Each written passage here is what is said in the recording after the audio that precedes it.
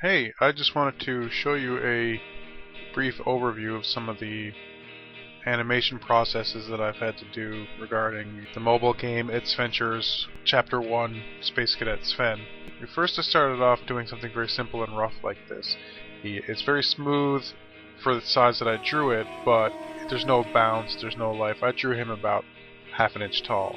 Then we moved to something a little like this, where again he's very small. It's just showing a basic rough of what he would look like when he was taking off in his jetpack. Nothing special there. This one here I tried something a little different, where I kept most of his body static and just moved certain things, and it kind of looks a little off, so I think I'm going to have to redo that with a little bit of movement. And of course he does other things in the games, like slides down hills and things like that, and by the time he gets to the end of the jump, or end of the slide, then he jumps and all that. But I wanted to do a walk cycle, so I did a bit of research and I found one like this. It looked cartoony enough for me that I wanted to try and emulate this one, but you'll notice his arms aren't moving at all, and the proportions are weird.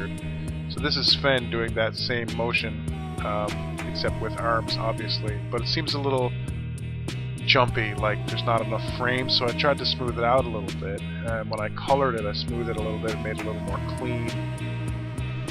And I ultimately decided it was still a little too jerky, so I wanted to try it from scratch. So I did my own version again, which is this one.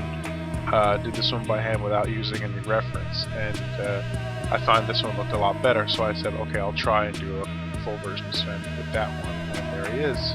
Of course, he doesn't have his helmet in this one, but you get the idea. I added the backpack as well, so I can get the stretch.